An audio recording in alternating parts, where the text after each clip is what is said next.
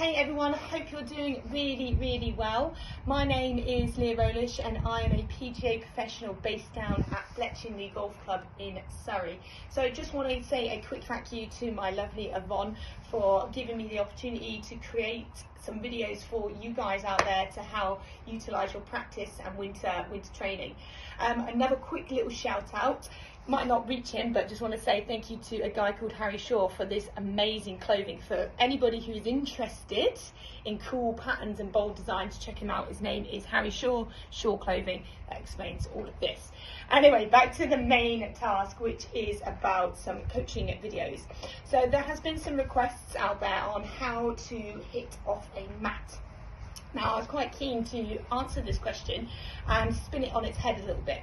So why I'm saying that is it's not about training how to hit off a mat, but it's how to do drills to help your strike control, which can then transfer over onto the actual golf course as well. Because the reality is, this isn't real. This is not how we play golf. We play off turf, we play off grass, we have elements, etc. Generally, when you're hitting off mats, it's nice and level and flat as well. However, most of your winter training will be on a driving range. Of course it will. We don't really want to be standing in the rain too much in the cold, etc. So I wanted to share with you some drills to help you when you go up for your range practice to improve your strike control. And all you need for that is a piece of chalk. And I love this piece of equipment. I've got lots of gizmos and gadgets, but this is probably the most frequent one that I will use. Why? Because it's easy to access. Anybody can get hold of a piece of chalk. It's not very expensive.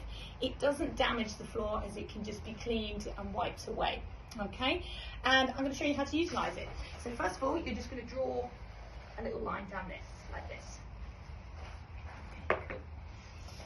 Then I'm going to just explain to you very quickly and try and make it as simple as possible why strike is so important. I know it sounds simplistic, but it is amazing how many players don't actually have a good strike control. And what I mean by that is getting a nice clean contact with the ball first and then the ground afterwards. Okay, so we're just talking about shots off the ground here, obviously.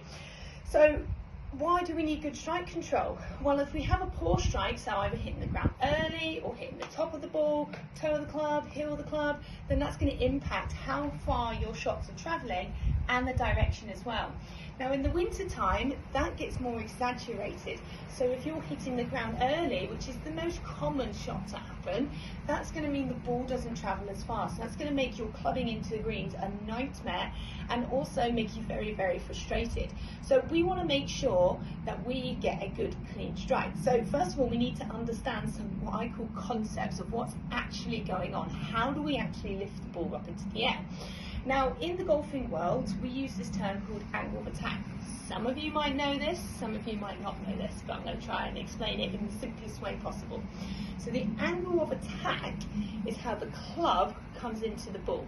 And at the moment, I'm going to keep it just strictly ground focused, okay? So any shot off the ground, it's important how I phrase that. Any shot off the ground. So that means your chip shot, your pitch shot, your iron shot, your hybrid shot, and your fairway wood shot. Any shot off the ground, okay? They are all put into the same category. So with those shots, the ones off the ground, you need what's called a downward angle of attack. So what that means is as the club is coming into the ball, it's traveling down, it's going to hit the ball first, it's going to allow the ball to slide up on the club face, create some friction, which then starts to spin the ball and lifts it up into the air. So while that's all happening, the ball spinning and creating friction, the club continues down into the ground. So many of you may have watched on TV when they zoom straight into somewhat a player's shot and see them hit the ball and then a big chunk of ground afterwards. We've got to get you guys doing that. And that can be hard to do or know if you've done it off a mat. Obviously on the ground, you can either see a divot's been taken or it's not been taken. How do we find that on the mat? Using our chalk line. So, linking it all together, you draw your line down, you're going to place your ball just behind the line, and what you have to try and do is find a way of hitting the ball first and the chalk line afterwards. How we normally do that, making sure set up, so I'm using an iron here, it's in the middle of my stance, but the big one is making sure our weight shifts forward to the left or towards the target. Obviously if you're left-handed it goes that way, so let's simplify it. Your weight shifts forward towards the target, and we strike the ball and not being frightened of hitting the ground afterwards, okay? So place your ball there, you're going to make your swing, you're going to hit the ball and then the chalk line afterwards.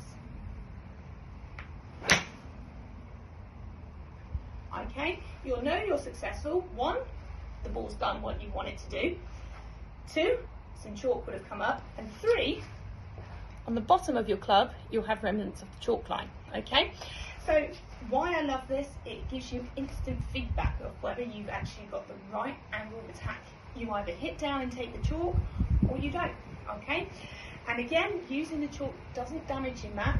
You can clean it off afterwards, and then you go off on your way. How do you transfer that onto the golf course? Of course, you can picture that line in front of the ball. So then when you're doing your golf swing, you're going to picture that line, strike that ball, and strike that line afterwards. So hopefully you find that useful. I would love to know if any of you give it a go and what your thoughts are on it.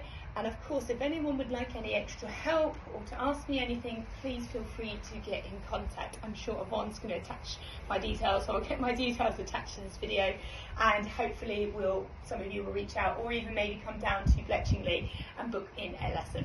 Anyway, enjoy your practice, enjoy your chalk, and we'll catch up soon.